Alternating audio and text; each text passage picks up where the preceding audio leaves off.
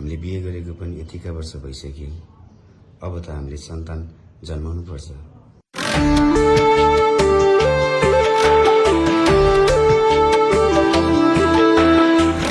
पैसा बिना एक्लै जीवन काट्न त कति गाह्रो छ, तर सन्तानको सपना देख्छस्।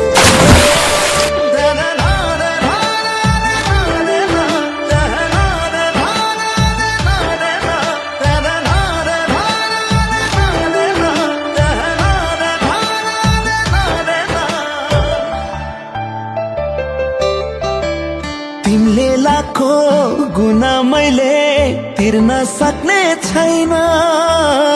सास रहे सम्म मैले भुल्न सक्ने भइन। पैसा बिना एक्लै जीवन काट्न त कति गाह्रो छ, तर सन्तानको सपना देख्छस्। तिमीले लाखौं गुना मैले तिर्न सक्ने छैन। सास रहे सम्म मैले भुल्न सक्ने भइन। रहिरह्यो मलाई तिम्रो यो जन्मको ऋण। आँसु भन्दा तिमीलाई मैले सकिन केही दिन। आँसु भन्दा तिमीलाई मैले सकिन केही दिन। भाइ के गरेको तिमीले यस्तो? एउटा नारीले अरू खोज्न सक्छ भने तिमी त पुरुष हौ नि, अर्को केटी बिहा गरेर हिँड्छ। मेरो साहस उनीले भएपछि मेरो जीवनको के अर्थ?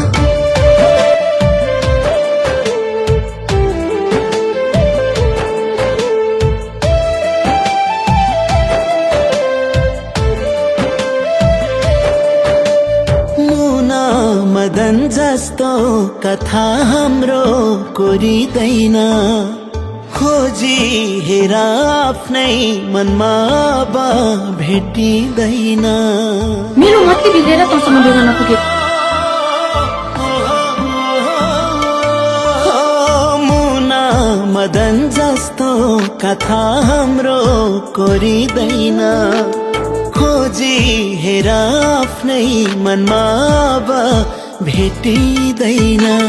पश्चातापको आगोले मन जल्लो जलिरहेछ। त्यही मायाले हामी दुईकै आँसु झरिरहेछ।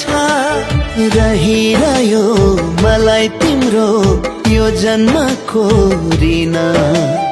आँसु भन्दा तिमीलाई मैले सकिन केही दिन। आँसु भन्दा तिमीलाई मैले सकिन केही दिन।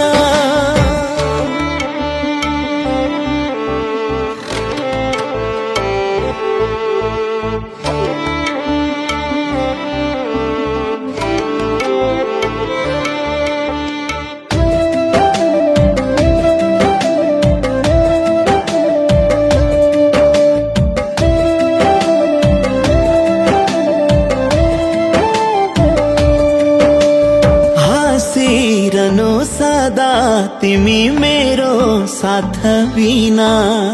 खुसी हुनु अब तिम्रो सामु आउँदिन।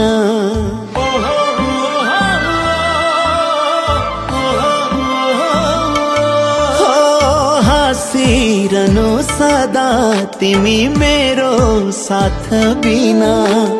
खुसी हुनु अब तिम्रो सामु आउँदिन। तिमी हुँदा सब थोक थियो, अब केही छैन। मैले फेर्ने सास पनि लाग्छ मेरै हैन। रहिरह्यो मलाई तिम्रो यो जन्मको ऋण। आँसु भन्दा तिमीलाई मैले सकिन केही दिन। आँसु भन्दा तिमीलाई मैले सकिन केही दिन।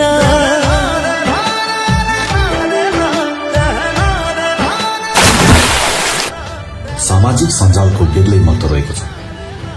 हाल सामाजिक सञ्जालद्वारा निम्तिरहेका विकृति र विसंगतिले आज विवाहित नारीहरूले आफ्नो सिउँदोमाथिको सिन्दूर तथा समाजमा देखिने मर्यादालाई बिर्सन थालेका छन्। तसर्थ यस्ता विकृति र विसंगतिलाई ध्यानमा राखी सामाजिक सञ्जालको सही सदुपयोग गरौं, दुरुपयोग नगरौं। धन्यवाद।